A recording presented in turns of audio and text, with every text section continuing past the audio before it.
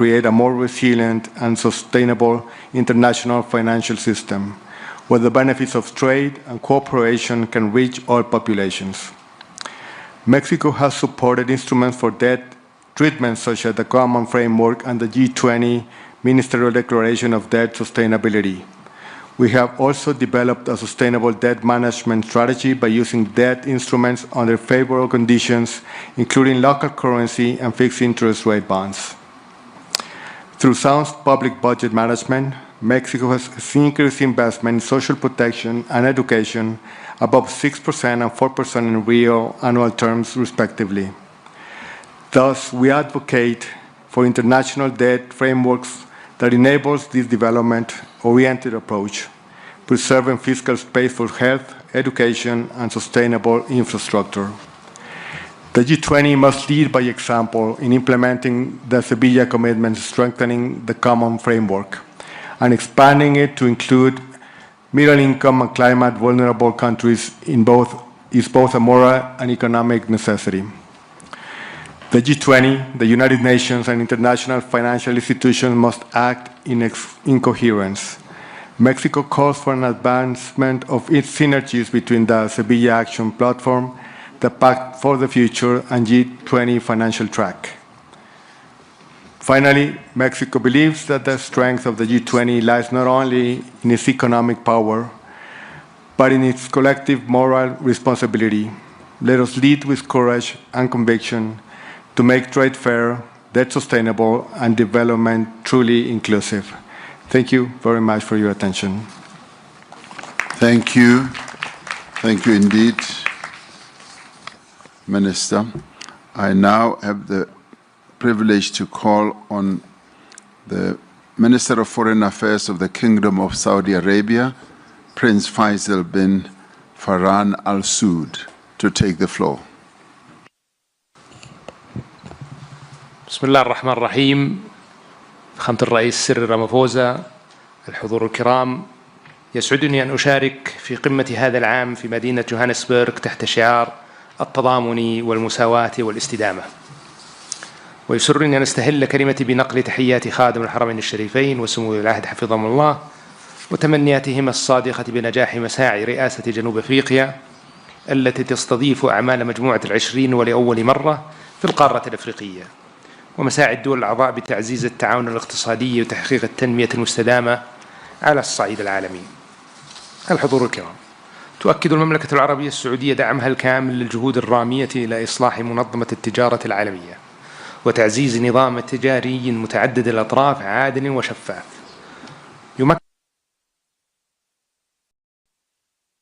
يمكن كافة الدول من الانخراط بفاعلية في الاقتصاد العالمي ويحقق العدالة بين الدول الأعضاء. وترى المملكة أن التجارة الدولية ليست مجرد أداة للنمو الاقتصادي، بل هي ركيزة أساسية لتحقيق التنمية الشاملة ووسيلة لتعزيز الاستقرار الاقتصادي العالمي وضمان استفادة الجميع من منافع النظام التجاري الدولي بشكل متوازن. وفي هذا السياق وانسجاما مع مستهدفات رؤية السعودية 2030 تستمر المملكة بتطوير الأطر التنفيذية التي تشجع الاستثمار المسؤول في مختلف القطاعات، بما في ذلك السياحة والتكنولوجيا والبنية التحتية المستدامة وتعزيز التصنيع المستدام من خلال تسخير الموارد المحلية وتعزيز فاعليتها وجذب الاستثمارات النوعية المتوافقة مع الأهداف التنمية المستدامة. كما تؤكد المملكة على أهمية موائمة جهود مجموعة العشرين مع أهداف التنمية المستدامة للعام 2030 لضمان تحقيق نمو اقتصادي شامل ومتوازن يعزز رفاه الشعوب ويحافظ على الموارد للأجيال القادمة. وترى المملكة أن التحديات العالمية بما في ذلك أعباء الديون على بعض الدول وأمن الغذاء والطاقة والتغيير المناخي والتحول الرقمي تتطلب تنسيقا مستمر واتباع نهج متكامل يوازن بين التنمية الاقتصادية وحماية البيئة والاستقرار المالي. وفي هذا الإطار تشدد المملكة على ضرورة الحد من التدفقات المالية الغير مشروعة وتعزيز قدرة الدول على تسخير مواردها المحلية بكفاءة باعتبارها من العوامل الأساسية لتحقيق الاستقرار الاقتصادي وتمويل برامج التنمية المستدامة. كما تدعو إلى تعزيز التعاون الدولي لتبادل الخبرات وأفضل الممارسات في هذا المجال بما يسهم في بناء أنظمة مالية أكثر شفافية ومرونة. الحضور الكرام، لقد أثبتت السنوات الأخيرة أن التحديات التي تواجه عالمنا لا تعترف بالحدود، وأن معالجتها تتطلب تضامنا دوليا صادقا وتعاونا متعدد الأطراف يقوم على المسؤولية المشتركة. فالعالم اليوم يواجه مستويات متزايدة من عدم المساواة واضطرابات اقتصادية عالمية تركت آثارها العميقة على حياة الملايين، وأدت إلى التصاعد في حدة التوترات الإقليمية والدولية. هذه جميعها قضايا تهدد استقرار النظام الدولي برمته وتعرقل مسيرة التنمية المستدامة. وبالرغم من تلك التحديات وحالة عدم اليقين التي يشهدها الاقتصاد العالمي، فإن المملكة ماضية في العمل على بناء اقتصاد عالمي أكثر تكاملا واستدامة من خلال شراكاتها الفاعلة على المستوى الدولي، بما يضمن مستقبلا مزدهرا وآمنا للأجيال القادمة. في الختام، تؤكد المملكة على أهمية دور دول مجموعة ال20 المشترك في قيادة الجهود الدولية لتعزيز التنسيق بين السياسات الاقتصادية العالمية والنمو المتوازن وتمكين الاستثمارات المستدامة وتطوير سياسات صناعية واقتصادية تدعم الاستقرار والازدهار للجميع، وتساهم في حماية الدول الأكثر هشاشة من تداعيات الأزمات المالية والاقتصادية. والسلام عليكم ورحمة الله وبركاته.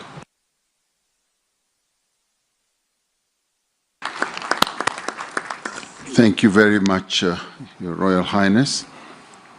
I now call upon, in the segment of members of the G20, the last speaker before we go to guest countries. I now call us upon the Deputy Chief of Staff of the Presidential Executive Office of the Russian Federation, Mr. Maxim Oreshkin. Thank you, President Ramaphosa. The international economic order is definitely in crisis, and it is no longer matching new and emerging realities. This crisis is three-dimensional: the crisis of globalization and openness, the crisis of global economic institutions, and the crisis of economic development models. These days, global economy is facing a severe fragmentation. Advanced economies continue to engage in illegitimate unilateral actions, including sanctions, trade barriers, technological and educational restrictions, as well as seizure of sovereign assets. These methods of unfair competition destabilize the global economic architecture, disrupt supply chains, discourage long-term investments, hold back the global growth, and undermine progress in achieving the Sustainable Development Goals. Today, we are here in Africa, a region that urgently needs strong economic growth to meet the needs of its fast-growing population. We should talk today about access of Africa and the Global South to new technologies, healthcare, education, and most importantly, financing. We're concerned that financial flows to developing countries are simply not enough. Even the official development assistance came to a steep decline in 2024 of 7.1%. and is projected to fall further. While Africa is in dire need of capital inflow, total net borrowings by G7 governments, according to the IMF data, will reach almost $3 trillion this year. By the way, it equals to total GDP of the whole African continent. Mounting sovereign debt of several G7 countries pushes them to the verge of fiscal collapse. Artificially inflated financial bubbles may trigger a knockdown to the global economy. If we look at the international financial institutions, they are currently deviating from development finance to military expenditures. Thus, financing goes back to the Western economies, and in many cases through the corruption schemes in Ukraine. The World Bank, for example, has provided Ukraine with more aid in 3 years than to all African countries combined. Moreover, African economies face biased rejections and complicated procedures of funding from the World Bank and the IMF.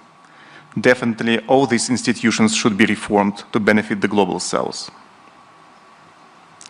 Dear colleagues, global economy and its growth structure has already changed. BRICS and countries of the Global South now form the dominant driver of global growth. We have the talent, the resources, the technology, and the capacity to drive growth and improve the lives of our people. Unlike in previous decades, the Global South economies are ready this time to move forward with their own platform for economic growth, based on their own solutions. In technology and education, in trade and connectivity, in finance and investments. The rise of this emerging platform of growth becomes more evident with each passing year. The fact that growth in the 21st century will come mainly from the Global South is indisputable. We call the G20 to get back to the fundamentals of sustainable development. It means poverty reduction, social inclusion, and environmental sustainability. This should be based on sound economic development, which includes fighting protectionist and illegitimate unilateral measures, including sanctions, tariffs, technological and educational restrictions. To fulfill this mandate, the G20 should stay a multilateral platform for coordinated action acting in solidarity, equality, and sustainability. Russia is ready to play an important role in this process. Thank you. Thank you. Thank you very much. Thank you, Your Excellency. That concludes for us the segment of the members of the G20 speeches.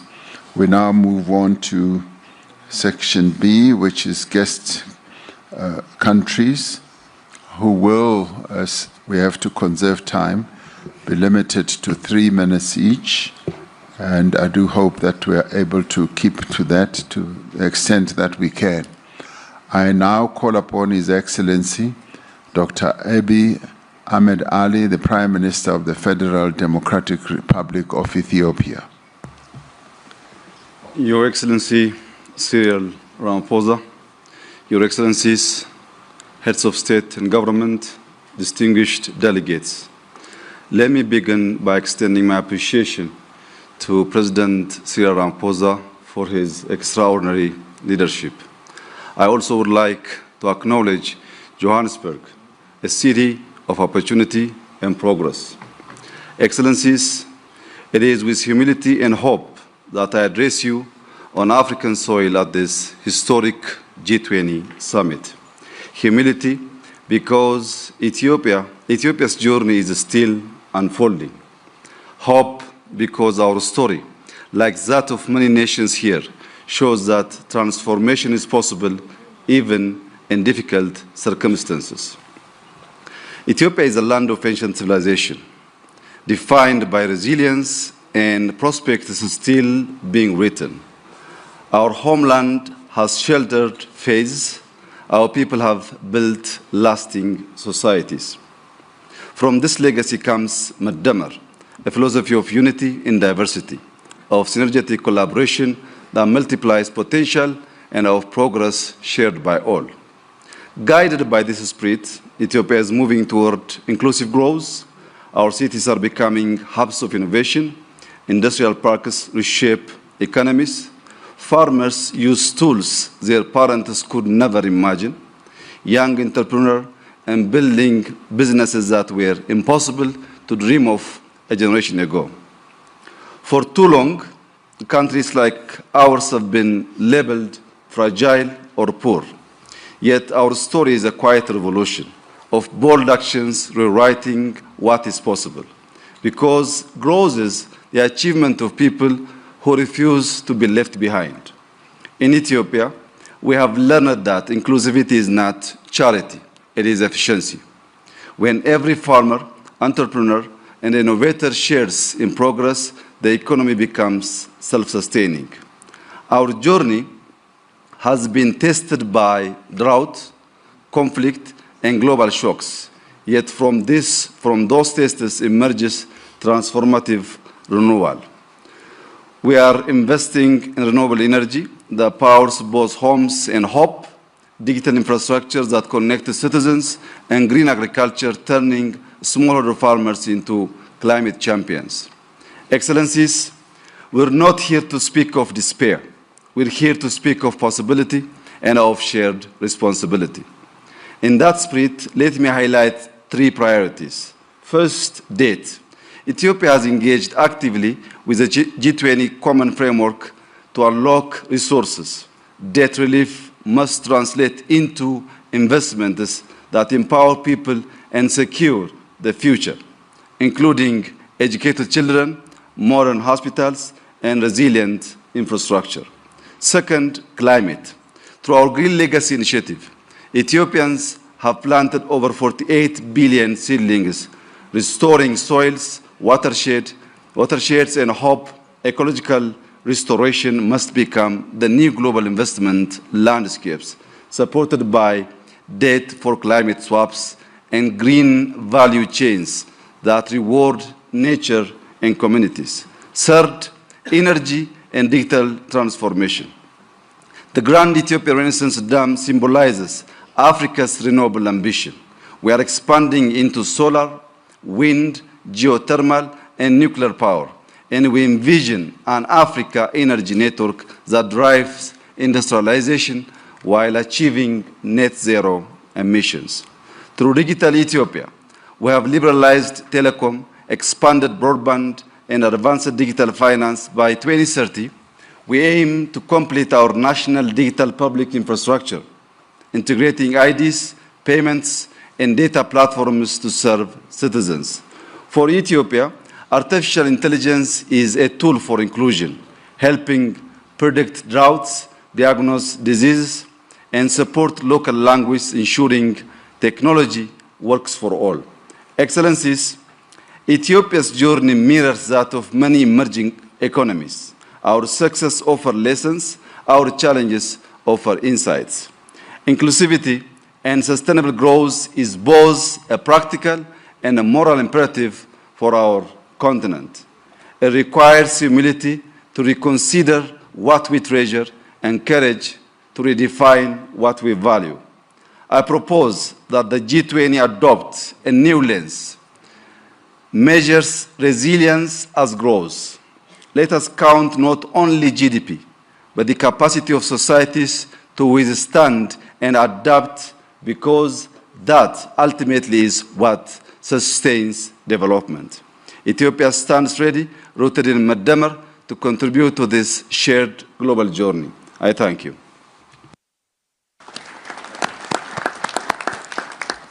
Thank you, Prime Minister Ahmed Ali.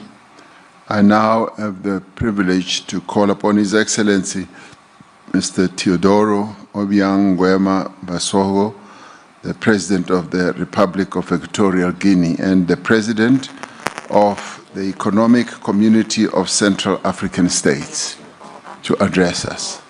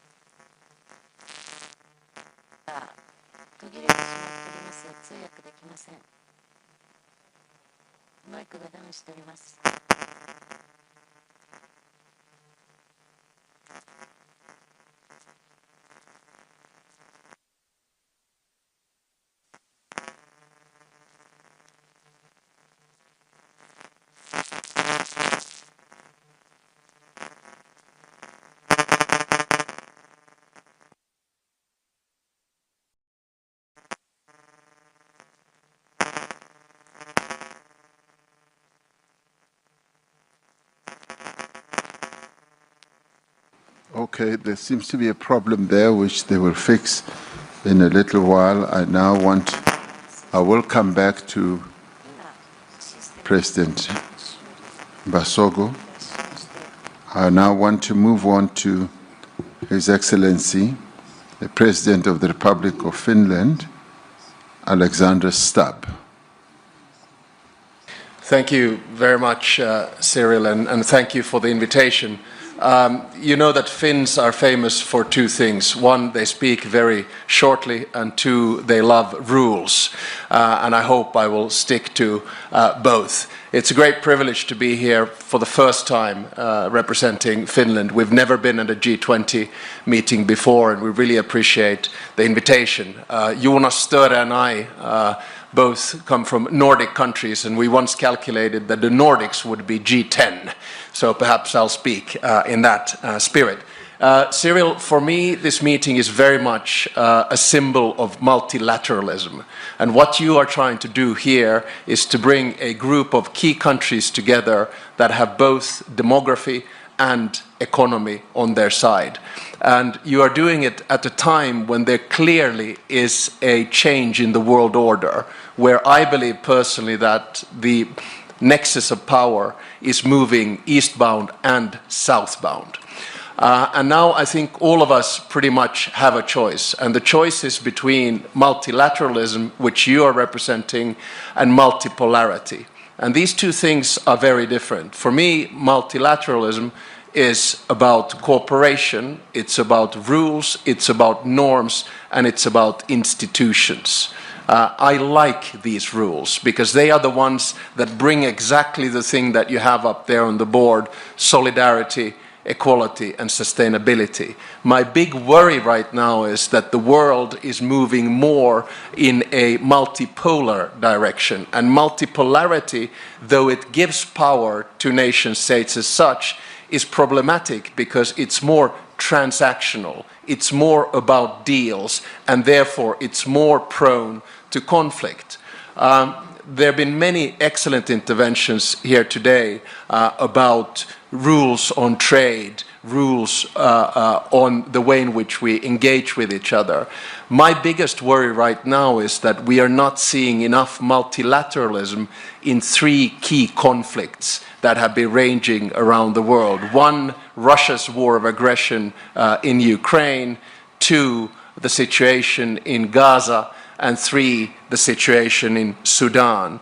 So I hope that we lean towards multilateralism. And let me say, coming from a small country, what I believe the West should do in this. I think the West should understand that the multilateral institutions that were created after World War II and that were upheld after the Cold War, the power structure of them is right now unfair.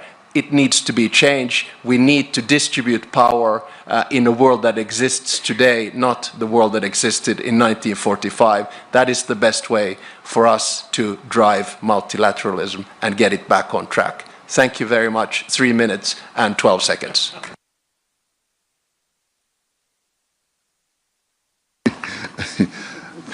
Thank you very much, President Stubb. You were just so precise, Alexandra. That's the Nordic spirit, I take it. We now go back to His Excellency President Teodoro Obiang Nguema Mbasogo, President of the Equatorial Guinea. We apologize for your mic having not worked as it should have, but please go ahead. Sus Excelencias, Jefe de Estado y de Gobierno y Jefe de Delegaciones, distinguidos invitados, señoras y señores. Me dirijo a ustedes en nombre de la Comunidad Económica de los Estados de África Central.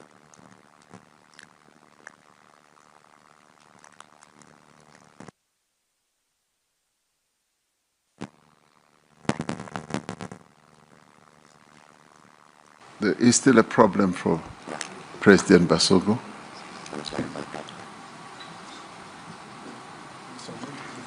My apologies again, President. The technicians told me that they had fixed it, but it seems like they still need to do a little bit more work. And with that in mind, I will move on, and we will give you double the time. I will move on to His Excellency, the Prime Minister of Ireland, Mr. Michael Martin. Thank you very much indeed, President Ramaphosa, and congratulations to you and to South Africa on your G20 presidency, the first on African soil. And your drive and commitment to using this important forum to tackle very important issues is deeply appreciated, and Ireland has been very honoured and privileged to have been in the position to work with you across all work streams over the past 12 months. Our world is ever more interconnected and interdependent, and working collaboratively is the best way we can serve our people. Our long-standing commitment to international law, multilateralism, and active engagement in international fora motivates us to advocate for an inclusive international system that leaves no one behind. And in that context, there is an urgent need to end war and conflict. War and conflict damages and undermines economy and economic growth. And in that context, there must be renewed efforts to end the illegal invasion of Ukraine by Russia and the war that has ensued, and also the horrors of Gaza and the appalling situation in Sudan. We must work very hard to end these wars in addition to the many other conflicts.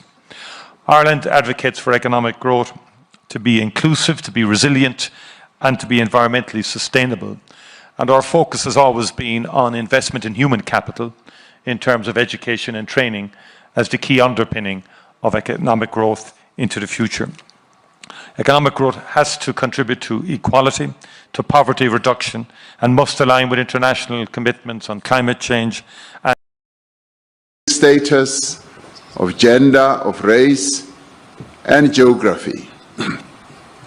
Sustainability involves meeting the needs of the present without compromising the ability of future generations to meet their own needs. As a founding member of the G20, South Africa has sought to ensure that the development priorities of the Global South and the African continent find expression firmly and permanently on the agenda of the G20. This is important not only for the people of Africa and the Global South. It is vital for global stability and security, alleviating resource pressures, managing population movements, and reducing the risk of conflict. We seek stability because it attracts investment, it improves planning and reduces the risk of global economic shocks. And we prioritize inclusive and vibrant markets because they are able to drive innovation and efficiency. Thriving economies lift people out of poverty. They encourage greater investment and trade, and they generate the revenue needed to invest in public goods. The threats facing humanity today, from escalating geopolitical tensions, global warming, pandemics, energy and food insecurity, to inequality, unemployment, extreme poverty, and armed conflict, jeopardize our collective future. It is therefore essential that we make greater and faster progress towards the achievement of the United Nations, which sets forth a renewed global framework for financing for development. We must use this framework to catalyze development investments at scale in developing economy countries. We must continue the reform of the international financial architecture, ensuring that institutions are strengthened and are more inclusive and are equipped to meet the challenges both of the present and the future. At the beginning of our G20 presidency, we identified 4 high-level priorities. Firstly, we focus on action to strengthen disaster resilience and response. While climate-induced natural disasters affect countries around the world, they have a particularly devastating impact on countries that cannot afford the costs of recovery and rebuilding. We have agreed that it is essential for the global community, international finance institutions, development banks, and the private sector to scale up post-disaster construction. Secondly, we agreed that we must take action to ensure debt sustainability for low-income countries. The G20 needs to renew its efforts to advance debt sustainability while at the same time laying emphasis on those countries in the global south that are suffering from debt repayments. Thirdly, we said we should mobilize finance for a just energy transition, increasing the quality and quantity of climate finance flows to developing economy countries. Fourthly, we emphasized the importance of harnessing critical minerals for inclusive growth and sustainable development through the beneficiation of the minerals at the place of extraction. In addition to these four priorities, we have prioritized issues of inclusive economic growth, industrialization, inequality, unemployment, and security and artificial intelligence. Much of the work of the past year will be presented and considered at this meeting. We commend in particular the G20 at 20 review, which provides a detailed account of the path that this organization has traversed as the G20. It describes both our achievements and our challenges and makes proposals on how we can organize ourselves to be more focused on our core mandate.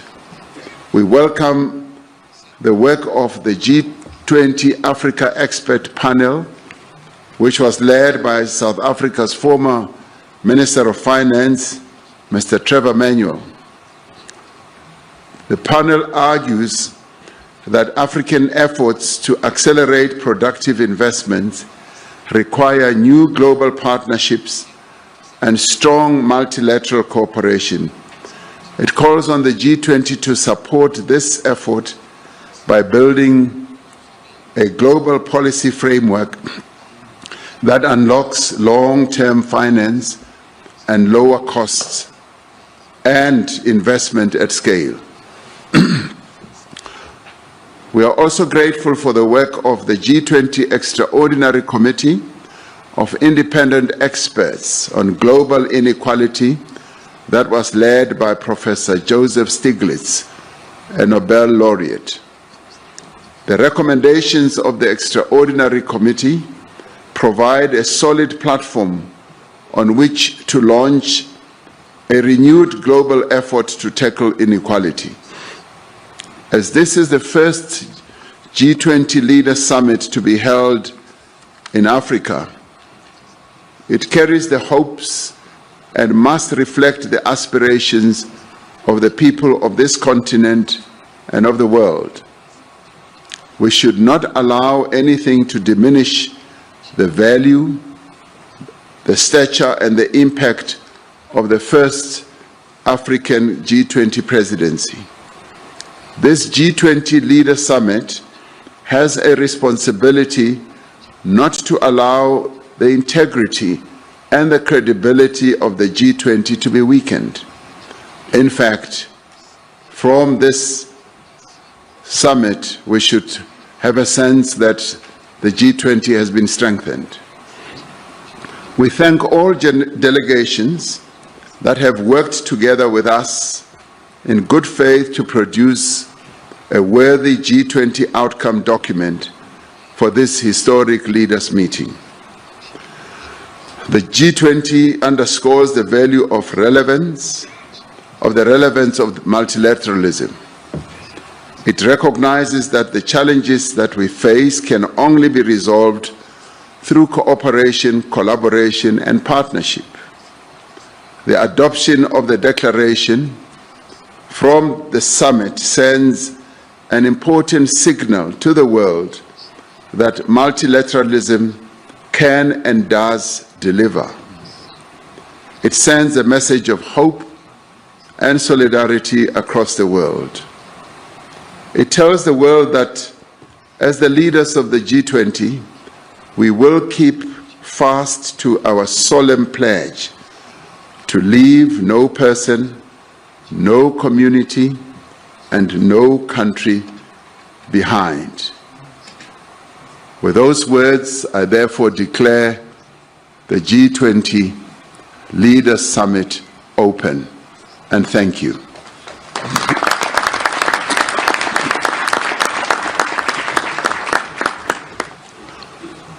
Your Excellencies, please allow me to take you through day one of the program. Session one will focus on inclusive and sustainable economic growth.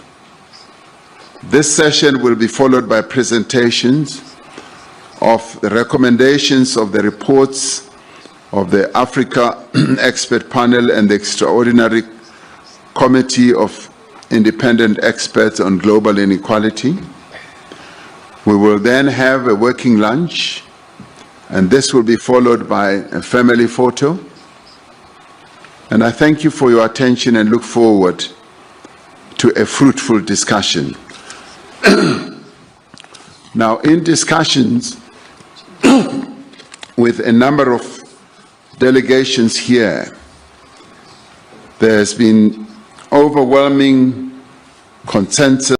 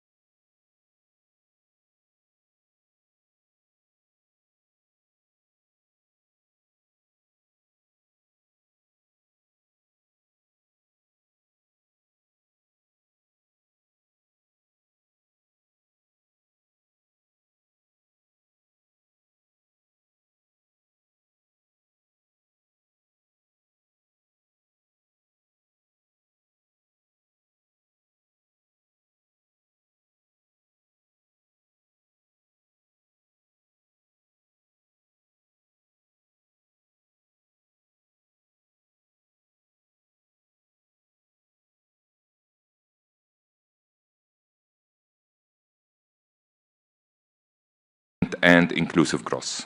Excellencies, peace and development are strongly interlinked. The Sharm el-Sheikh Peace Summit that ended the war in Gaza paved the way for a more stable, peaceful, and prosperous Middle East. We welcome the adoption of the Security Council resolution on Gaza Strip on November 17th, and we stress the urgent need to start the implementation of the second phase of President Trump's plan to deal with the humanitarian catastrophe in Gaza through providing the necessary humanitarian assistance and to embark on the early recovery and reconstruction of the Strip without delay, while working at the same time on a final settlement of the Palestinian question based on the two-state solution. Egypt will host an international conference on the early recovery and reconstruction in Gaza, and I invite your countries to participate in it. In conclusion, I look forward to achieving constructive outcomes out of this summit to fulfill the aspiration of our peoples for a better world. Thank you very much. Thank you, Prime Minister.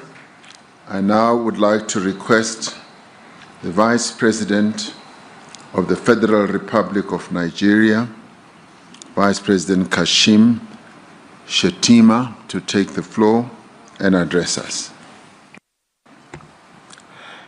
Mr. President, Heads of State and Government, Excellencies, let me at the outset express appreciation to His Excellency President Matameta Cyril Ramaphosa for the warm reception in this beautiful city of Johannesburg.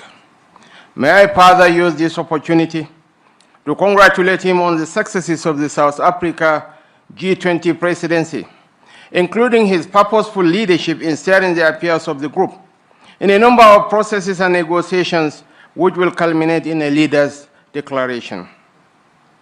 Nigeria, as one of the invited guest countries of this year's G20 Summit, commends the concerted efforts of the group in mobilizing action towards accelerated attainment of inclusive sustainable growth, where financing for development is guaranteed and no one or country is left behind. The theme of the Session 1 of the Leaders Summit, Inclusive and Sustainable Economic Growth, leaving no one behind, building our economies, the role of trade, financing for development, and the debt burden is apt and speaks to the challenges of developing countries. The current multilateral framework do not adequately reflect the realities of today's world. Many developing nations continue to face systematic barriers to economic growth, trade, and financial inclusivity. For trade to be truly inclusive, the G20 must take bold steps towards reforming the international financial architecture and global institutions. Only a more equitable and effective system can fairly manage global financial flows, address recurring debt crises, and respond to the needs of all nations, especially those in the global south. Africa cannot realize the positive paradigm shift we seek in its development trajectory without a collective resolve of the G20. Together, we must confront the persistent regional challenges before us, most notably the urgent need for sustainable financing to ensure effective implementation of our developmental priorities. Across many regions, rising debt burdens continue to constrain economic progress and transform local challenges into global vulnerabilities. Ensuring debt sustainability while responsibly leveraging critical minerals for inclusive and enduring development must remain central priorities for the G20. The G20 must, in the adoption of the Leaders' Declaration, take very seriously the need to advance policies that drive sustainable growth, promote financial inclusion, and tackle emerging risk. This includes support for indigenous production, export from Africa, and mechanism to enhance significant increase in FDI flows to the African region. Nigeria has in recent times demonstrated its readiness for both foreign direct and portfolio investments. This progress is driven in part by the fiscal policies introduced by the present administration, all aimed at enhancing the ease of doing business in Nigeria. We are committed to establishing 1,000 active businesses in each ward in Nigeria, with a clear objective of stimulating our local economy through grassroots empowerment, skills acquisition, and job creation. We commend the efforts of the World Trade Organization and its leadership for providing technical assistance to boost fair trade, including through the Women Exporters in the Digital Economy Fund launched in 2024. This initiative has provided grants and technical support to women entrepreneurs and strengthened their digital capabilities and access to global markets. Mr. President, as I conclude, I reaffirm Nigeria's unalloyed commitment to the G20. Let us continue to work side by side, shaping an economic future that uplifts every nation and leaves no one or country behind. I thank you. Thank you very much, Vice President. I now ask His Excellency, the Vice President of the Republic of Zimbabwe, His Excellency Constantino Chiwenga, to take the floor. Your Excellency President Ramaphosa, Your Excellencies, Zimbabwe joins others to thank the presidents of South Africa's G20 chair. Excellencies, Zimbabwe appreciates the opportunity to engage with the G20 as we collectively chart a trajectory towards inclusive and sustainable economic growth. Over the past few years, our global economies have faced multiple shocks and geopolitical tensions that have disrupted global supply chains. Our shared vision should therefore be one of building resilient and innovative economies that deliver prosperity for all. In Zimbabwe, our national strategy is firmly aligned with the 2030 Agenda and the African Union's Agenda 2063. Our focus is on one, value addition industrialization by moving up global value chain, and two, human capital development by creating decent jobs, empowering youth and women, strengthening and formalizing SMEs as essential drivers for inclusive growth. And three, structural reforms by enhancing the ease of doing business, including the use of artificial intelligence, strengthening governance and improving transparency across value chains. And four, climate resilience, accelerating investments in renewable energy, decarbonization, climate adaptation, and water security to safeguard our development trajectory from systematic shocks. Excellencies, the G20 must reinforce a fair and transparent multilateral trading system under the World Trade Organization. Equally, critical is addressing the major challenge of assessing affordable and sustainable finance. We welcome efforts to reform the international financial system and propose recapitalization of multilateral development banks to expand concessional and climate finance. Two, promotion of innovative financing through active re-promotion of mechanisms such as the green bonds, blended finance, and diaspora investments. And third, curbing illicit flows and by strengthening efforts against illicit financial flows, tax evasion, and profit shifting to enhance domestic resource mobilization in developing countries. The growing debt burden continues to constrain development. Many nations are forced to choose between servicing debt and funding essential social services. We urgently need a comprehensive and equitable debt resolution approach. We encourage innovative solutions such as debt for climate, debt for development swaps. These measures are crucial to restoring debt sustainability while supporting long-term growth and resilience.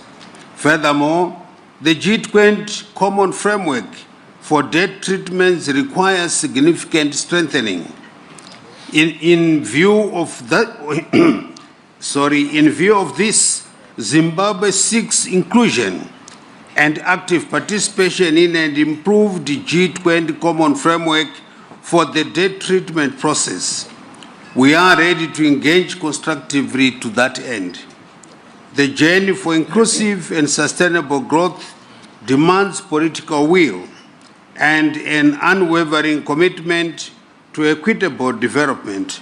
Let us reaffirm our collective commitment to building a stronger, fairer, greener, and more humane global economy that truly leaves no one behind.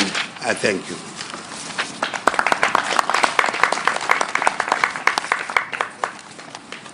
Thank you, Vice President Chiwenga. I now have my last two speakers before we take a leg stretch break in order to go and take the family picture. Soon we will be able to stretch our legs. I now ask His Highness Sheikh Khaled bin Al Nahyan, the Crown Prince of Abu Dhabi, the United Arab Emirates. Please take your floor. شكرا فخامة الرئيس. فخامة سيريل رامافوزا رئيس جمهورية جنوب أفريقيا الصديقة، أصحاب الجلالة والفخامة والسمو، أصحاب المعالي والسعادة، الحضور الكريم، يسعدني في البداية أن أنقل إليكم تحيات صاحب السمو الشيخ محمد بن زايد آل نهيان رئيس الدولة حفظه الله، وتمنياته بالنجاح أعمال قمة مجموعة ال20. وتقدم بخالص الشكر إلى فخامة الرئيس سيريل رامافوزا على دعوته الكريمة لدولة الإمارات للمشاركة في أعمال مجموعة ال20 لهذا العام. وأعرب كذلك عن تقديرنا للجهود التي تبذلها رئاسة جنوب أفريقيا في استضافة القمة لأول مرة في القارة الأفريقية. السيدات والسادة، يأتي اجتماعنا اليوم ليجسد روح الشراكة العالمية ويدعم ترابط الأسواق والتكامل الاقتصادي بين الدول عبر مختلف الأقاليم. وتعمل دولة الإمارات بشكل مستمر مع شركائها على تعزيز مسار التعاون الاقتصادي العالمي وترسيخ نظام تجاري دولي متوازن وشفاف، بما يتيح مشاركة شاملة وفعالة للدول النامية في صياغة مستقبل النظام التجاري العالمي، مما يعزز الوصول إلى أفضل الحلول التمويلية لتطوير المشاريع التنموية والاستثمارية في مجالات التكنولوجيا المتقدمة والطاقة والصحة والزراعة، مع تركيزنا المستمر على بناء القدرات ونقل المعرفة وتمكين المجتمعات. ويسرني اليوم أن أعلن عن إطلاق مبادرة دولة الإمارات الذكاء الاصطناعي من أجل التنمية، التي تخصص $1 مليار أمريكي لتمويل مشاريع الذكاء الاصطناعي في الدول الأفريقية بهدف دعم التنمية الاقتصادية والاجتماعية من خلال تعزيز منظومة البنية التحتية الرقمية والارتقاء بالخدمات الحكومية لرفع الإنتاجية وتحسين جودة الحياة. الحضور الكريم، نجدد اليوم تأكيد التزام دولة الإمارات العربية المتحدة بالعمل مع جميع شركائها في مجموعة ال20 لترسيخ مسيرة التنمية والازدهار في العالم أجمع. شكرا لكم.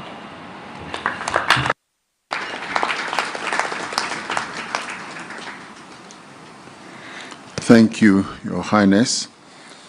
My last speaker in this segment, before we take a break for the family photo, whereafter we will then get international organizations to have their opportunity to speak.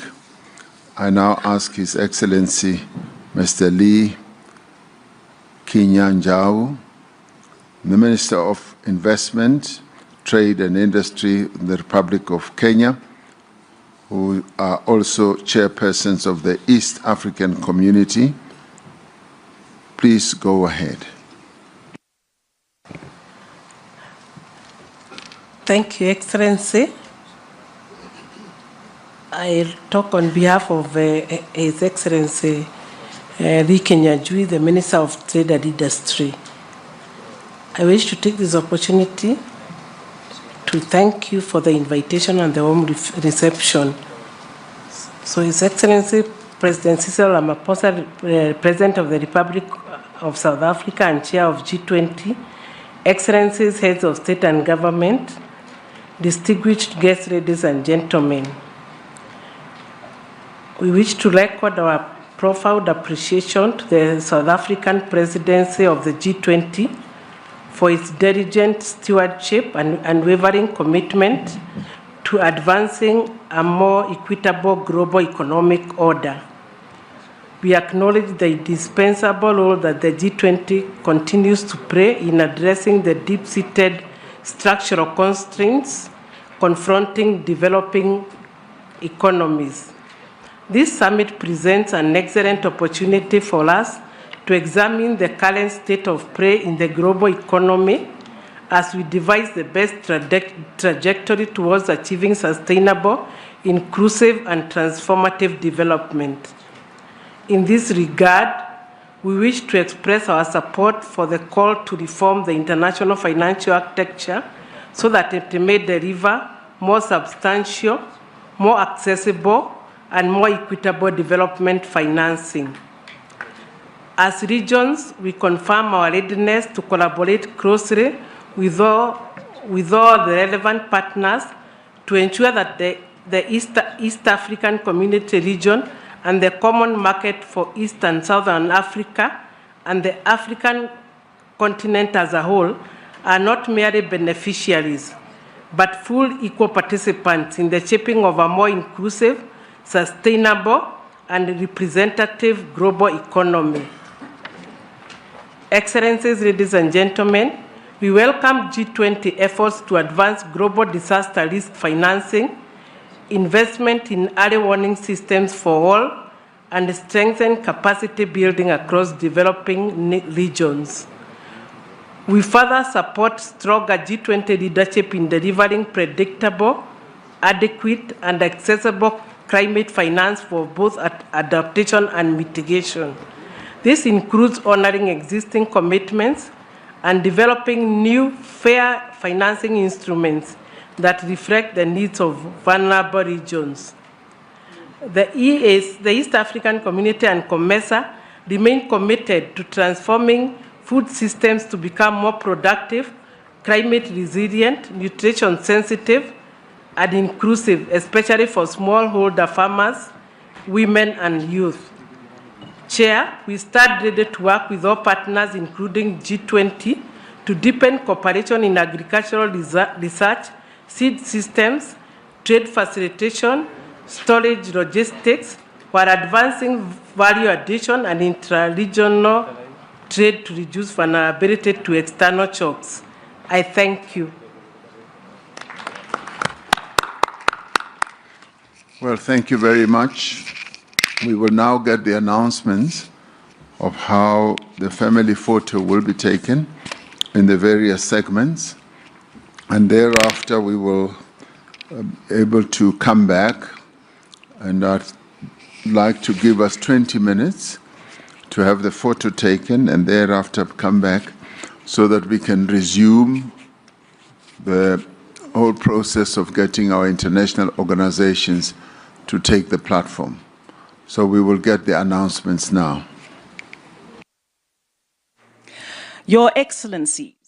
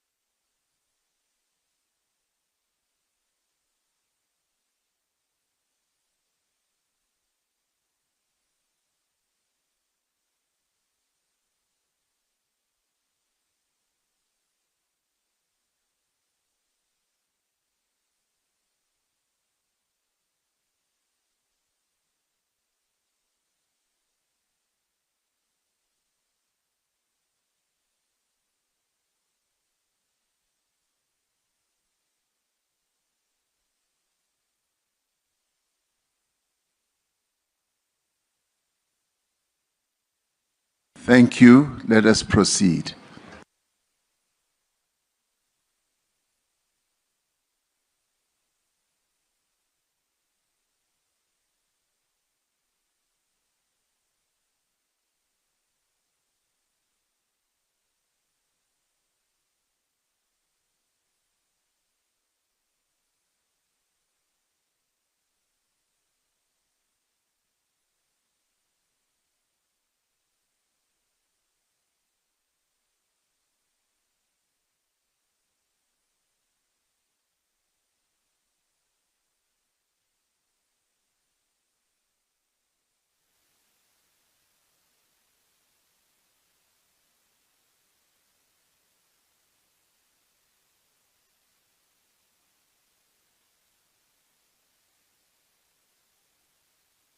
the Republic of Korea will fully support your efforts for a successful summit this year.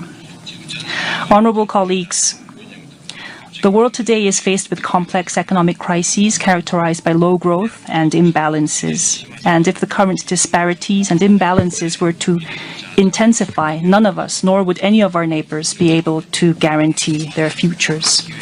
In order to close the gap, address inequalities, and open the doors of opportunity so we can all walk towards a prosperous future, there are three solutions I'd like to share with you. First, economic fundamentals need to be strengthened for continuous growth. To venture into the future, we must allocate our resources into sectors with high growth potential, creating a virtuous cycle that generates wealth and lowers debts. And to this end, the Republic of Korea is investing in future growth sectors such as AI with the aim to increase gross production and decrease long-term debt by pursuing a performance-based fiscal policy. Developing countries, however, are weighed down by excessive debt, which limits their capability to invest in growth, ultimately weakening their potential for sustainable growth. In order to address these problems faced by developing nations, we must not halt our efforts to strengthen debt sustainability. And the President of Angola mentioned this, and I fully agree with what he said, in that the Republic of Korea will actively partake in various G20 efforts, including the implementation of the Africa Engagement Framework. Second, to enhance our growth potential, a predictable trade and investment environment should be created. The WTO's recovery of its functions is in the interest of all of us. The Republic of Korea will actively support the successful hosting of next year's WTO Ministerial Conference to be held in Africa. Also, Korea will make efforts to ensure that the Investment Facilitation for Development Agreement, which we have led in advancing, is formally adopted at next year's WTO Ministerial Conference. Third, To drive the growth of developing countries, the effectiveness of development cooperation must be enhanced. By hosting the Busan Global Partnership Forum, Korea has been developing the ways to enhance development effectiveness. As we have led the effort to adopt the MDB Roadmap Monitoring and Reporting Framework, Korea will continue to participate in the efforts to reform multilateral development banks. Korea will continue to work closely with G20 members to ensure more benefits are distributed to developing countries. Dear colleagues, we must unite together to move toward a sustainable future. As a member of the Group of 20, the Republic of Korea is committed to fulfilling our responsibilities and roles. By pursuing inclusive growth that enables everyone to enjoy opportunity, Korea will make our utmost efforts to minimize the number of countries that are left behind. Thank you.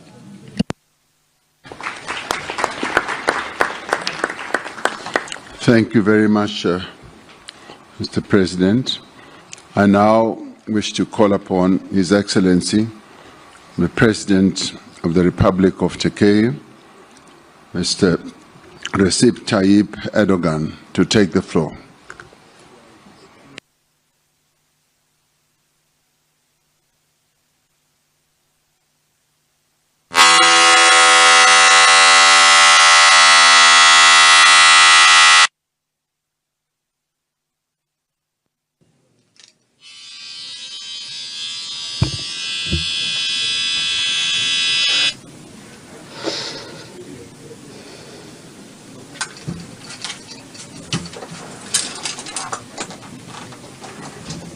Testing, relay for English. Testing, relay for English. Esteemed heads of state and government, esteemed delegates, I extend my warmest regards and greetings to you on behalf of myself and my country. And I would like to express my gratitude to President Ramaphosa for his warm welcome. I hope that the outcomes of our summit will have a positive impact. Rising protectionism, high global debt, rapidly aging populations, competitive pressures, and geopolitical tension. Küresel büyüme görünümünü zayıflatıyor. Bu nedenle G20'nin sürdürülebilir kalkınmayı destekleyen ve kapsayıcılığı güçlendiren bir anlayışla işbirliğini daha da derinleştirmesi gerekiyor. 2030 sürdürülebilir kalkınma hedeflerinin esasını oluşturan kimseyi geride bırakmama taahhüdümüze rağmen bugün dünya genelinde her 10 kişiden biri hala aşırı yoksullukla mücadele ediyor. 2024 yılında %9 azalan toplam küresel kalkınma yardımlarının 2025'te %17'lere varan düşüşleri görmesi bekleniyor. Bu durum maalesef Afrika kıtası için çok büyük kayıplara işaret ediyor. Komşusu açken tok yatmayan bir anlayışın temsilcisi olarak üzerimize düşen sorumluluğu her türlü menfi koşula rağmen yapmaya devam ediyoruz. Resmi kalkınma yardımlarımızı 2023'te 6,8 milyar dolar seviyesinden 2024 yılında 7,4 milyar dolara çıkarttık. Ancak bu yardımlarla hedeflenen menzile ulaşmak imkansızdır. Özellikle en az gelişmiş ülkelerde yerel kaynakların harekete geçirilmesi suretiyle sürdürülebilir kalkınma için finansman modelleri geliştirilmesi önemsiyoruz. Bakınız, karşı karşıya olduğumuz sınamalar sadece en az gelişmiş ülkeleri değil, tüm ekonomileri etkisi altına almıştır. Küresel finans krizi öncesinde ticaret küresel büyümenin en güçlü motoruyken kriz sonrası dönemde tablo köklü biçimde değişmiştir. 1987-2007 döneminde dünya ticareti yıllık ortalama %7 oranında artarken 2008-2024 döneminde %3'lere gerilemiş, küresel büyümeye katkısı belirgin şekilde zayıflamıştır. Bugün küresel ticaretin yeniden canlanması için daha köklü bir uluslararası işbirliğine, yeni politika araçlarına ve sürdürülebilir tedarik zincirlerine ihtiyaç duyuyoruz. Uluslararası ticaret kurallarının kalkınmayı destekleyecek biçimde güçlendirilmesini ve bilhassa Dünya Ticaret Örgütü'nün özel ve lehte muamele ilkesine bağlılığımızın teyit edilmesini mühim görüyorum. Kıymetli katılımcılar, bugün dünya genelinde toplam borçluluk oranı küresel hasılanın %324'üne ulaşmış durumda. Türkiye'de ise bu oran %89 seviyesinde seyrediyor. Bu görece düşük borçluluk düzeyi bize hem yapısal dönüşümü hızlandırmak hem de yatırımlar için ilave kaynak ayırmak için önemli bir mali alan sağlıyor. Ancak ne yazık ki düşük gelirli ekonomilerin çoğu bu imkana sahip değil. Bu ülkeler yüksek finansman maliyetleriyle daralan mali alan arasında adeta sıkışmış durumdalar. Birleşmiş Milletler'in 2025 borç raporuna göre 3,4 milyar insanın yaşadığı ülkelerde faiz ödemeleri, sağlık ve eğitim harcamalarını bilhassa düşük gelirli ülkeler için borç yeniden yapılandırma süreçlerinde adil ve eşit muameleye dayalı bir yaklaşımın benimsenmesini destekliyoruz. Türkiye olarak G20 ortak çerçevesi kapsamında katkı sunduğumuz Gana ve Etiyopya'nın borçlarının yeniden yapılandırılması sürecinde alınan mesafeyi memnuniyetle karşılıyoruz. Bu örnekten hareketle kimsenin geride bırakılmadığı daha kapsayıcı bir küresel ekonomi inşasında tüm G20'yi daha fazla sorumluluk üstlenmeye davet ediyorum. Sizleri sevgiyle, saygıyla selamlıyorum. Kalın sağlıcakla.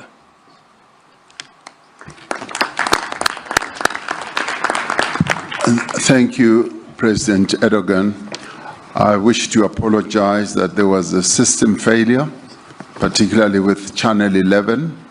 We are now going to get a direct translation from the interpreter. Seemingly, there was a failure in synchronizing the speech with the translation. So we will allow the interpreter to interpret what President Erdogan was saying. Please go ahead. Distinguished heads of state and government, distinguished delegates, I would like to extend my warmest greetings to all of you. And I would like to extend my gratitude to President Ramaphosa for his kind hospitality, and we hope that the outcomes of this summit will bring positive results. I also would like to wish success to the United States of America, which will assume the G20 presidency next year. With issues such as rising protectionism, elevated debt levels, a rapidly aging population, and intensifying competition, in addition to geopolitical tensions, all of these issues are creating a major weight on global growth outlook.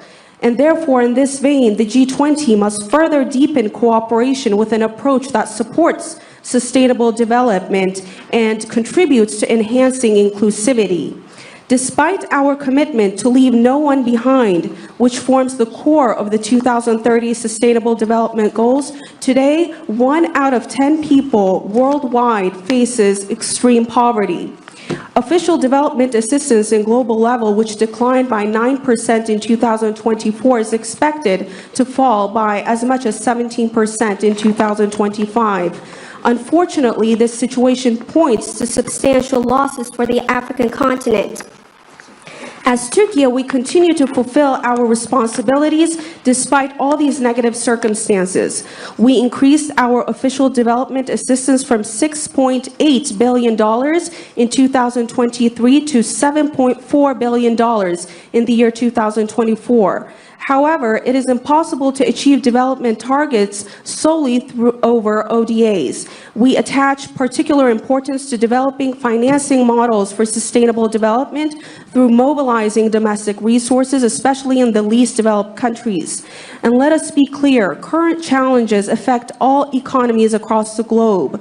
Trade used to be the strongest engine of global growth prior to the global financial crisis.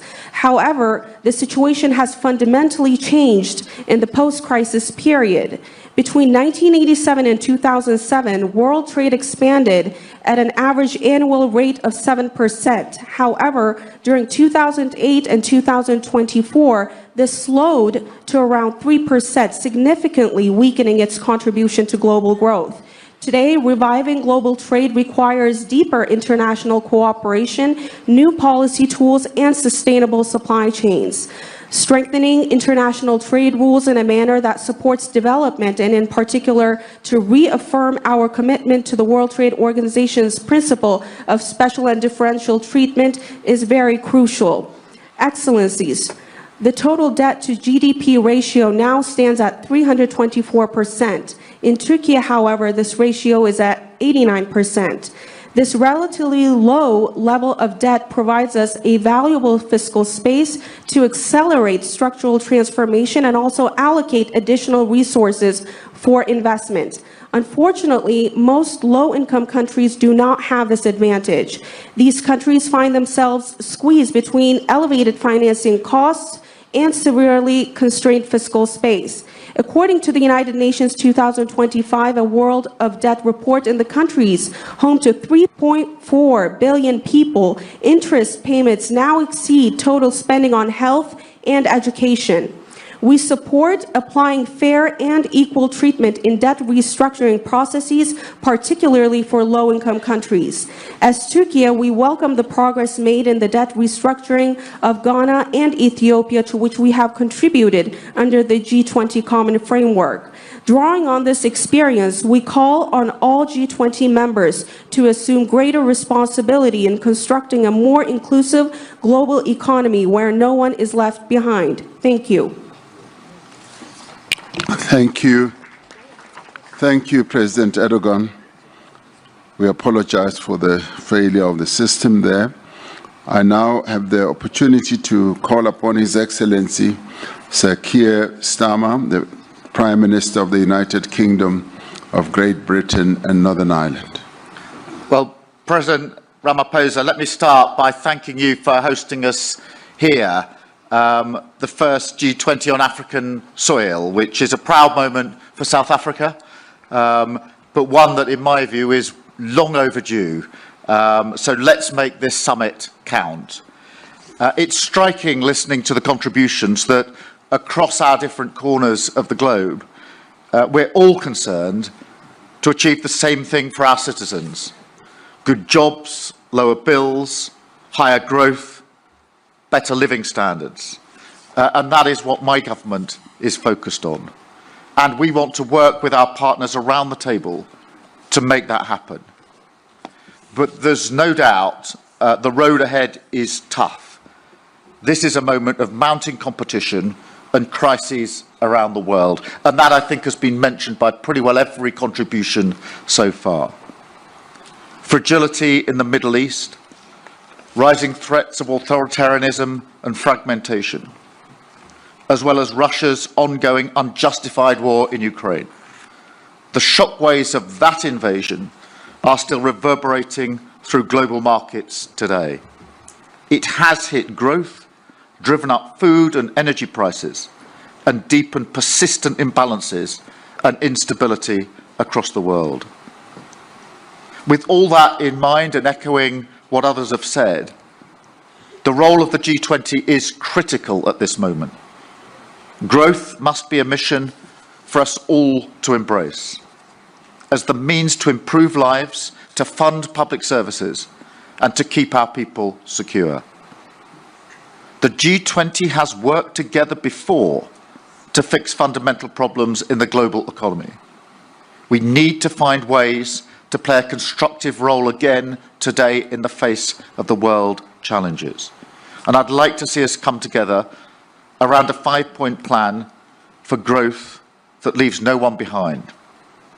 First, we do need to tackle global imbalances, like excessive surpluses and deficits, which can disrupt trade flows, sever supply chains, and choke off growth. For deficit countries, that means acting to stop unsustainable borrowing and prioritise the investment and structural reforms that drive up growth. For surplus countries, it means taking action to reduce subsidies and other trade distortions, as well as measures to boost domestic consumption. Second, we should promote open and balanced trade, taking steps to liberalise trade where we can, with new agreements that lower tariffs and barriers and return to the stability and certainty that business needs. This is a real priority for my government, and I'm proud of the agreements we've reached and the progress that we've made with partners like India and the EU, benefiting our economies and creating new opportunities for our people. Third, in an era of instability, we need to make our economies more resilient.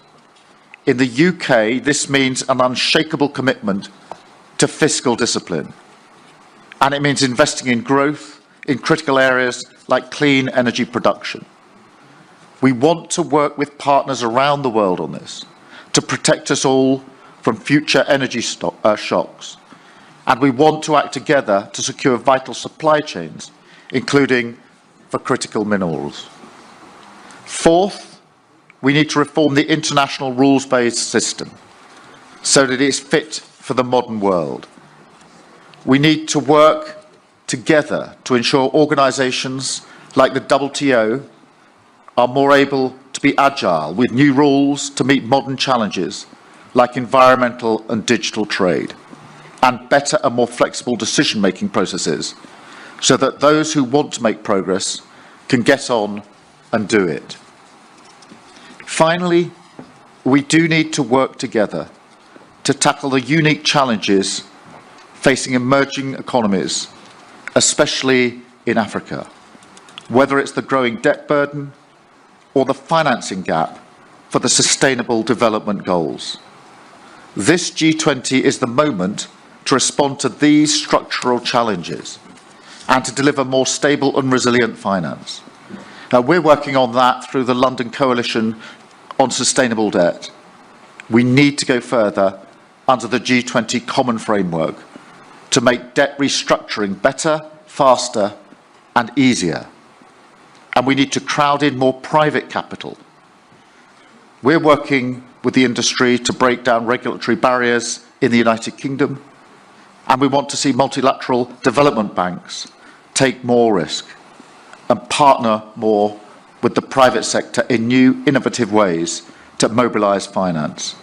AJ and I have been discussing this in some detail, and I think we agree there's huge potential for this to go further. For the good of all our people, it is time to make it happen. So let me thank you once again, President Ramaphosa, for your presidency of this G20. I wish the US the best of luck next year in 2026, and I look forward to taking forward the agenda during our presidency in 2027. Thank you.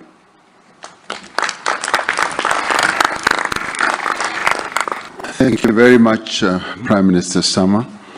I now have the opportunity to call upon the Vice President of the Republic of Indonesia, His Excellency, Mr. Gibrian Rakabamung Raka, to take the floor. Your Excellency, President Ramaphosa, Excellencies, leaders of G20 countries, let me begin by conveying warm greetings from President Prabowo to President Ramaphosa. Also deep appreciation to the government of South Africa for the warm hospitality and excellent arrangement. We commend South Africa's leadership in steering the G20 through a challenging year. This is a historic G20 Summit, the first being held on African soil. This milestone marks a profound shift where the Global South is no longer a bystander, but a co-driver of Global South. Excellencies, Indonesia believes that global growth must not only be strong, but also fair and inclusive to uplift each and every nation. Indonesia welcomes the G20's focus on sustainable finance, yet ambition must go further to close gaps and to pursue adaptation, mitigation, and transition that is just and fair. The world needs financing that is more accessible, predictable, and equal, especially for developing nations, through debt relief, innovative financing, blended finance, and green transition mechanism. Indonesia allocates more than half of our national climate budget, around $2.5 billion annually, to support green MSMEs, agricultural insurance, and climate-resilient infrastructure. Indonesia also promotes financial inclusion. Our national CRIS digital payment system demonstrates how a simple and a low-cost digital solution can push participation in the economy and minimize inequality. Emerging technologies such as crypto asset, digital tokens, including Bitcoin, may create both opportunities and risks. Therefore, Indonesia proposes that the G20 initiate dialogue on intelligence economy. Indonesia believes that every country is entitled to chart its own development path because there is no single model that fits all. There is no such thing called the best method. Cooperation must empower, not dictate. Cooperation must uplift, not create dependency. Thank you.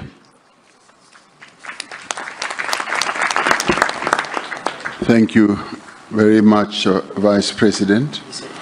I now would like to call upon the Honorable Minister of Foreign Affairs and International Trade and Worship of Argentina, Ms. Pablo Quirno Magrain.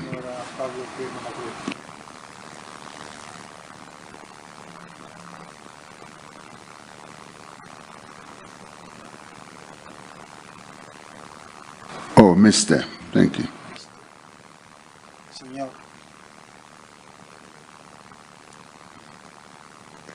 Is it switching on? No? Looks like somebody wants to silence you. There we go. Sorry. Thank you, Chair. I would like to express our gratitude to the government of South Africa and President Ramaphosa for the generous hospitality extended to us by your country during this year. Your presidency has invited us to reflect through the lenses of solidarity, equality, and sustainability. Allow me to outline our perspective on these pillars. We believe that the principles of solidarity, equality, and sustainability can only be achieved within an international system grounded in freedom, clear rules, and responsible economic governance. Economic growth remains the foundation for job creation, investment, and resilience in our economies.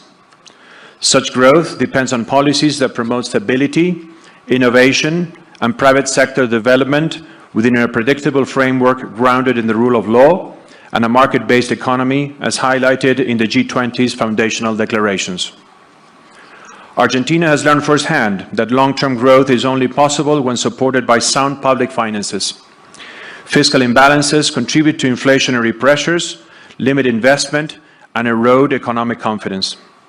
Addressing these imbalances through responsible fiscal management and expenditure control is critical. In this context, solidarity can only be effective when growth rests on a stable macroeconomic environment, a legal order that protects private property, and clear rules that expand opportunities for private sector development and all individuals in our society. Associated with this is equality of opportunity, which is both achievable and desirable when grounded in the principle of equality under the law. Achieving this requires structural reforms that foster solid institutional and regulatory frameworks, laying the groundwork for markets to function efficiently, attract investments, encourage job creation, and boost productivity. Equally important is creating opportunities through education, which serves as a powerful equalizing tool and equips individuals with the skills needed to fully benefit from these economic reforms.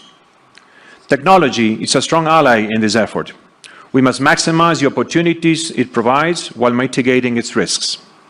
This includes fostering digital transformation and ensuring that job creation aligns with the needs of the future economy based on the upskilling and reskilling of labor. It is therefore necessary to design policies that facilitate investment by establishing conditions for the development of a market policy, vocational training, and education for work that facilitates growth, the creation of wealth, and quality jobs, accompanied by labor flexibility policies. Development policies must be directed toward creating an environment that encourages private investment by reducing risks and taxes, protecting individual property rights, ensuring predictability, and enabling all people to pursue the success of their ventures based on merit, effort, vision, and innovation. When the foundations of growth are respected, solidarity and equality of opportunity become achievable and sustainable over time. Distinguished Chair, esteemed leaders, finally, I wish to draw to your attention to the draft document circulated yesterday. As we all recognize, this G20 represents an important opportunity to demonstrate our collective commitment to the development of the African continent and its people. Argentina has sought to contribute meaningfully and constructively to the consensus-building process. We have shared the red lines we identified in this context, aiming to support the G20's broader goals. Those red lines remain until this time. We all know that the G20 is a premier global forum for coordinating economic actions. Its core principle is consensus, which reflects the reality that all of us must work together to accomplish our shared objectives, ensuring financial stability, fostering economic growth, and strengthening collective development. For Argentina, it is crucial to preserve the integrity of this process by acknowledging when consensus has not been achieved, rather than proceeding with a document that does not accurately reflect our collective will. Moreover, we're deeply concerned with how certain geopolitical issues are framed in the document. Specifically, it addresses the long-standing Middle East conflict in a manner that fails to capture its full complexity. By focusing on a single dimension of a specific territory, it overlooks the broader regional context, the international recognition of different entities, and the structural causes of the dispute. In this regard, I wish to recall the recent adoption of UN Security Council Resolution 2803 on November 17th, which emphasizes the international community's support for a just and lasting peace in the Middle East, while calling for a comprehensive, fair process to address all aspects of the conflict. In closing, Argentina, although cannot endorse the declaration based on the aforementioned discrepancies, remains fully committed to the spirit of cooperation that has defined the G20 since its inception. We're convinced that only through genuine dialogue, respect for consensus, and adherence to the principles of the United Nations Charter and international law can this forum continue to keep working constructively with all members and partners with a shared aim on strengthening global stability, promoting sustained growth, and advancing development in a manner that is inclusive, balanced, and respectful of our diversity. Thank you, Chair.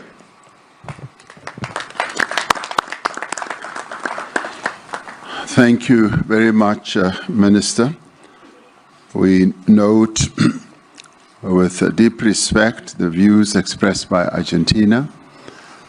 We will recall that in our last G20 Summit in Brazil, Argentina was given the opportunity, following the various discussions that led to the consensus and agreement on the declaration. It was given the opportunity to voice its misgivings about certain parts of the declaration as it was adopted. And similarly, we have given Argentina the same opportunity, that they should, in their presentation, be able to raise issues that they are concerned about. We should take courage in knowing that that does not, in the end, mean that the declaration is nullified or rejected. It is a declaration that has been adopted by all of us here present. And so we want to thank Argentina for expressing the views that they have expressed, and many of the views are really views that are common or commonly held by many in terms of the adherence to rule of law and supporting the resolutions of the United Nations. So we thank you, Minister, for putting Argentina's position forward, and we will, with great respect, move ahead with a declared, with the accepted declaration as the G20. Thank you very much. We then move on and ask His Excellency Mr. Edgar Amador Zamora, Minister of Finance and Public Credit of the United Mexican States. Please go ahead, Minister. Thank you, Your Excellency. Distinguished leaders of the G20 and invited countries, heads of international organizations. On behalf of the President of Mexico, Claudia Sheinbaum, I wish to extend our sincere congratulations to President Cyril Ramaphosa and to the South Africa team for an outstanding leadership of the G20 this year, and for convening the historic Leaders Summit, the first ever held in African soil. Mexico is a country deeply involved in the promotion of peace as a basis for justice, fair trade, social equity, gender equality, cooperation for development, and respect for human rights. Economic welfare and cooperation for development are shared responsibility among nations. In a world defined by interdependence, no country can isolate itself or prosper at the expense of others. Choosing cooperation is, in essence, choosing a common future grounded in justice. The expansion of trade can drive employment, raise incomes, and reduce poverty, all core dimensions of sustainable development. Moreover, international trade fosters the global adoption of green technologies, serving as a powerful mechanism to accelerate the transition toward low-carbon, resource-efficient economies. However, the expansion of global trade also brings complexities. While it has fueled global economic growth, its benefits remain unevenly distributed. It promotes the exchange of knowledge and culture, yet disparities persist in labor protection and social inclusion, particularly for women and underserved communities. Environmentally, trade can advance green standards and technologies, but it also contributes to emissions, overexploitation of resources, and biodiversity loss. The question, therefore, is how to ensure that global trade benefits are shared equitably and if directly contributes to sustainable development and shared prosperity. The multilateral trading system recognizes that when trade is fair, transparent, and properly regulated, is a key driver of development and a tool for lifting millions out of poverty. Trade must serve people, generating well-paid jobs, fair wages, and opportunities that foster social inclusion. In the economic sphere, Mexico promotes a strategy of shared prosperity that places workers at the center of decision-making processes, recognizing that decent work is the foundation of a better quality of life. In this sustainability dimension, our priority is to prevent, reduce, and reverse environmental degradation while fostering a circular economy. Our national energy policy advances renewable sources and accelerates the transition toward cleaner production and consumption patterns, while ensuring equitable access to water as a fundamental human right. Through the Plan Mexico, we are empowering MSMEs by integrating them into national and global value chains, facilitating access to credit, digital tools, and capacity building program is essential for equitable growth and innovation. At the same time, we are investing in human capital, aligning education and training systems with the skills needed for the green and digital transitions. Environmental sustainability lies at the heart of Mexico's industrial and trade policy. We promote investment that meets standards on water reuse, clean energy, and solid waste management, with encouraging community-centered business practices. Environmental responsibility and resource efficiency are not obstacles to competitiveness. They are its foundation. Moreover, ensuring debt sustainability, particularly in less developed countries and vulnerable economies in Africa and Latin America, will strengthen those nations and create a more resilient and sustainable international financial system, where the benefits of trade and cooperation can reach all populations. Mexico has supported instruments for debt treatment such as the Common Framework and the G20 Ministerial Declaration of Debt Sustainability. We have also developed a sustainable debt management strategy by using debt instruments under favorable conditions, including local currency and fixed interest rate bonds. Through sound public budget management, Mexico has increased investment in social protection and education above 6% and 4% in real annual terms, respectively. Thus, we advocate for international debt frameworks that enables this development-oriented approach, preserving fiscal space for health, education, and sustainable infrastructure. The G20 must lead by example in implementing the Sevilla commitment, strengthening the Common Framework, and expanding it to include middle-income and climate-vulnerable countries is both a moral and economic necessity.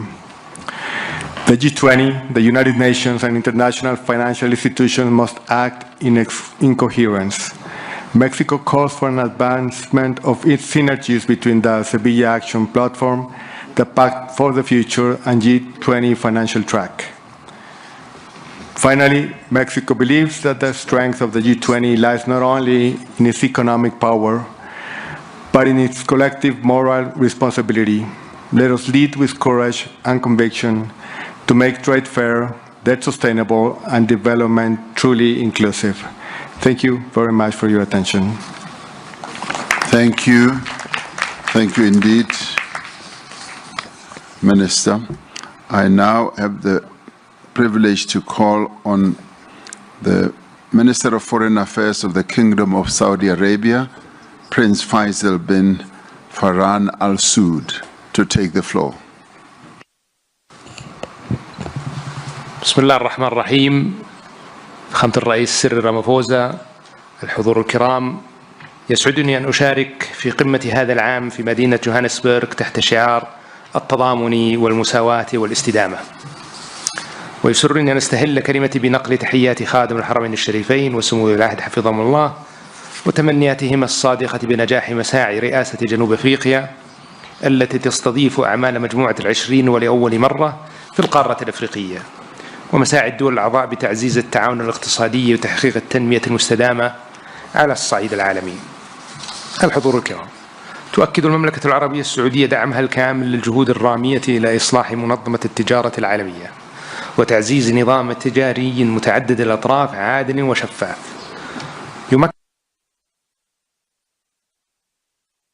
يمكن كافة الدول من الانخراط بفاعلية في الاقتصاد العالمي ويحقق العدالة بين الدول الأعضاء. وترى المملكة أن التجارة الدولية ليست مجرد أداة للنمو الاقتصادي، بل هي ركيزة أساسية لتحقيق التنمية الشاملة ووسيلة لتعزيز الاستقرار الاقتصادي العالمي وضمان استفادة الجميع من منافع النظام التجاري الدولي بشكل متوازن. وفي هذا السياق وانسجاما مع مستهدفات رؤية السعودية 2030 تستمر المملكة بتطوير الأطر التنفيذية التي تشجع الاستثمار المسؤول في مختلف القطاعات بما في ذلك السياحة والتكنولوجيا والبنية التحتية المستدامة وتعزيز التصنيع المستدام من خلال تسخير الموارد المحلية وتعزيز فعاليتها وجذب الاستثمارات النوعية المتوافقة مع الأهداف التنمية المستدامة. كما تؤكد المملكة على أهمية موائمة جهود مجموعة العشرين مع أهداف التنمية المستدامة للعام 2030 لضمان تحقيق نمو اقتصادي شامل ومتوازن يعزز رفاه الشعوب ويحافظ على الموارد للأجيال القادمة. وترى المملكة أن التحديات العالمية بما في ذلك أعباء الديون على بعض الدول وأمن الغذاء والطاقة والتغيير المناخي والتحول الرقمي تتطلب تنسيقا مستمر واتباع نهج متكامل يوازن بين التنمية الاقتصادية وحماية البيئة والاستقرار المالي. وفي هذا الإطار تشدد المملكة على ضرورة الحد من التدفقات المالية الغير مشروعة وتعزيز قدرة الدول على تسخير مواردها المحلية بكفاءة باعتبارها من العوامل الأساسية لتحقيق الاستقرار الاقتصادي وتمويل برامج التنمية المستدامة. كما تدعو إلى تعزيز التعاون الدولي لتبادل الخبرات وأفضل الممارسات في هذا المجال بما يسهم في بناء أنظمة مالية أكثر شفافية ومرونة. الحضور الكرام، لقد أثبتت السنوات الأخيرة أن التحديات التي تواجه عالمنا لا تعترف بالحدود وأن معالجتها تتطلب تضامنا دوليا صادقا وتعاونا متعدد الأطراف يقوم على المسؤولية المشتركة. فالعالم اليوم يواجه مستويات متزايدة من عدم المساواة واضطرابات اقتصادية عالمية تركت آثارها العميقة على حياة الملايين وأدت إلى التصاعد في حدة التوترات الإقليمية والدولية.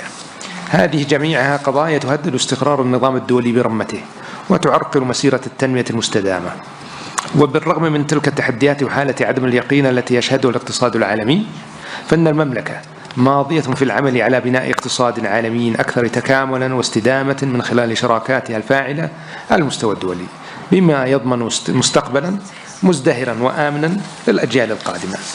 في الختام تؤكد المملكة على أهمية دور دول مجموعة العشرين المشترك في قيادة الجهود الدولية لتعزيز التنسيق بين السياسات الاقتصادية العالمية والنمو المتوازن وتمكين الاستثمارات المستدامة وتطوير سياسات صناعية واقتصادية تدعم الاستقرار والازدهار للجميع وتساهم في حماية الدول الأكثر هشاشة من تداعيات الأزمات المالية والاقتصادية. والسلام عليكم ورحمة الله وبركاته.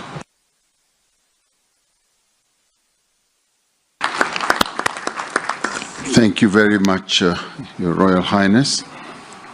I now call upon, in the segment of members of the G20, the last speaker before we go to guest countries. I now call us upon the Deputy Chief of Staff of the Presidential Executive Office of the Russian Federation, Mr. Maxim Oreshkin. Thank you, President Ramaphosa. The international economic order is definitely in crisis, and it is no longer matching new and emerging realities. This crisis is three-dimensional. The crisis of globalization and openness, the crisis of global economic institutions, and the crisis of economic development models. These days, global economy is facing a severe fragmentation. Advanced economies continue to engage in illegitimate unilateral actions, including sanctions, trade barriers, technological and educational restrictions, as well as seizure of sovereign assets.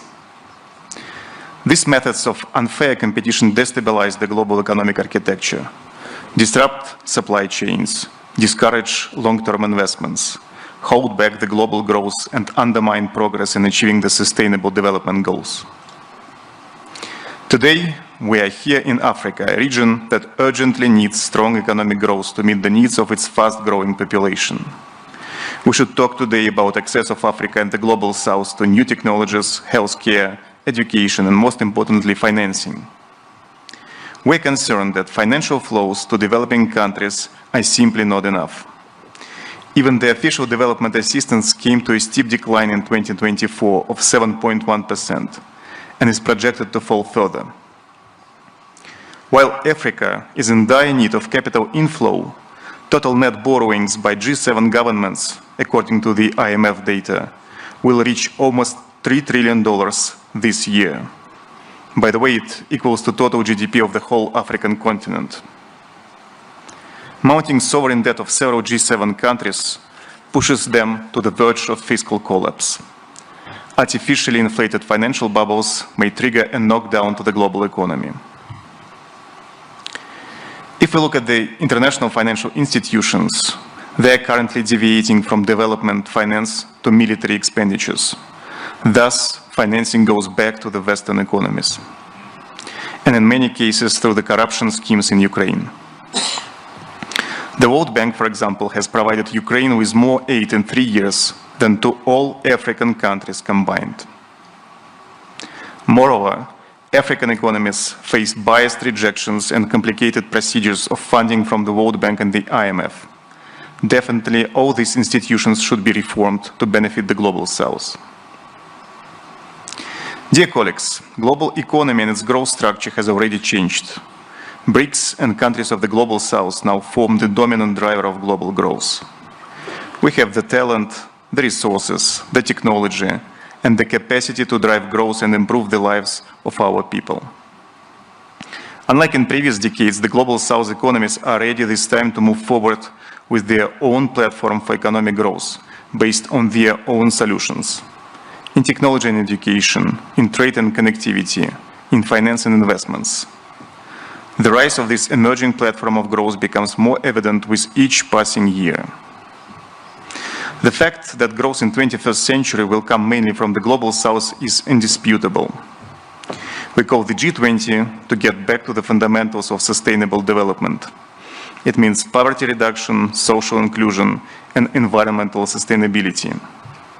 This should be based on sound economic development, which includes fighting protectionist and illegitimate unilateral measures, including sanctions, tariffs, technological and educational restrictions.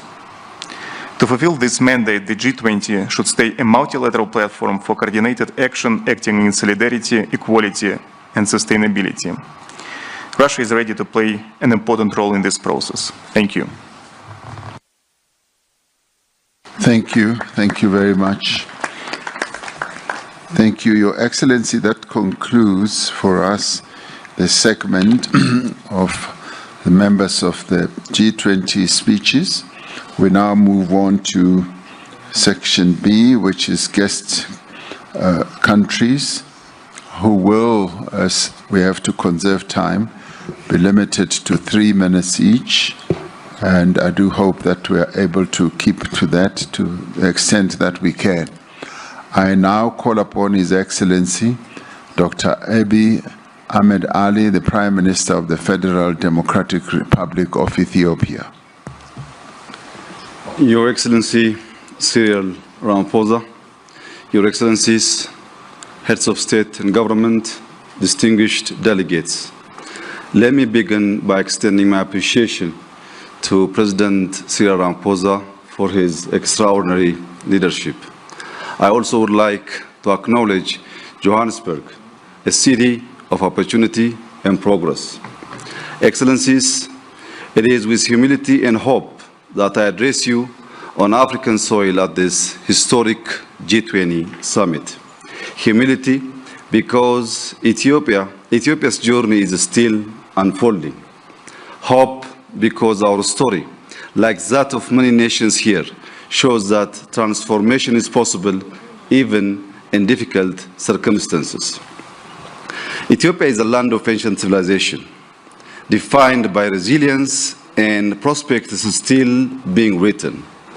Our homeland has sheltered faiths. Our people have built lasting societies. From this legacy comes Madamar, a philosophy of unity in diversity, of synergetic collaboration that multiplies potential and of progress shared by all.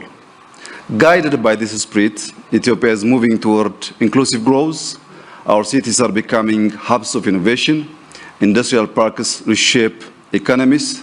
Farmers use tools their parents could never imagine.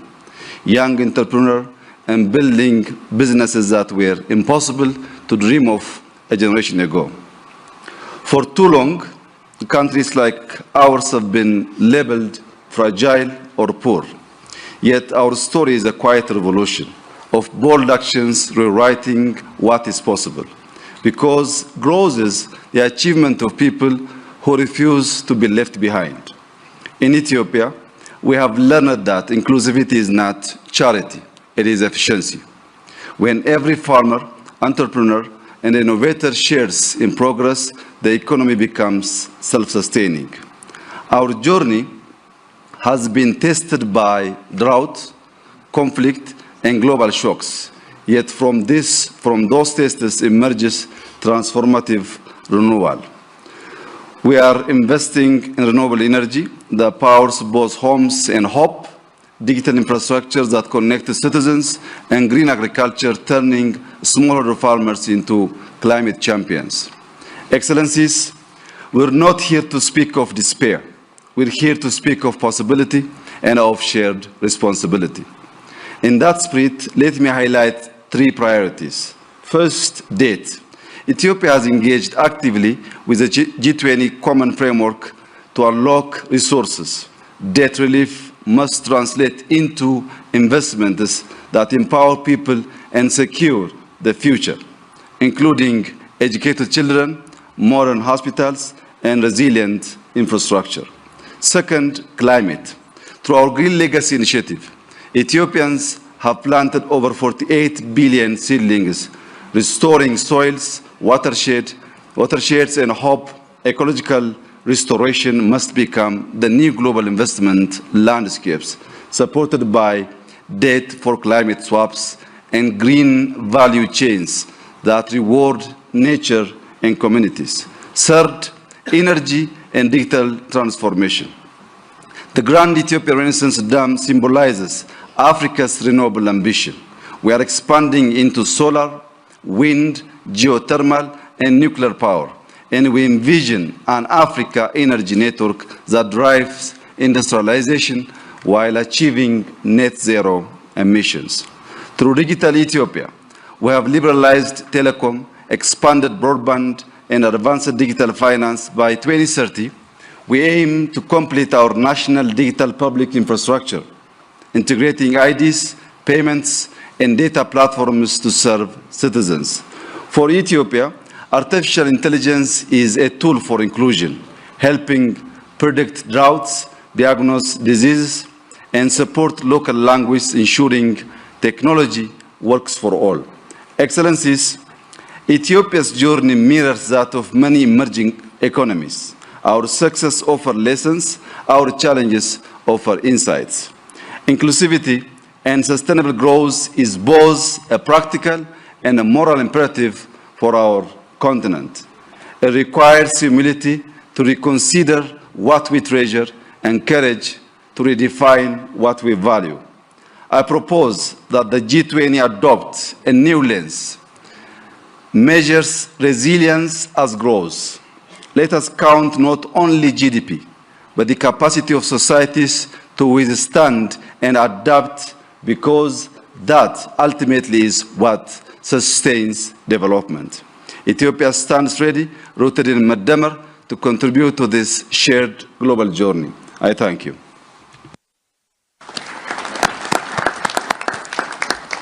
Thank you, Prime Minister Ahmed Ali. I now have the privilege to call upon His Excellency Mr. Teodoro Obiang Nguema Basogo, the President of the Republic of Equatorial Guinea and the President of the Economic Community of Central African States, to address us.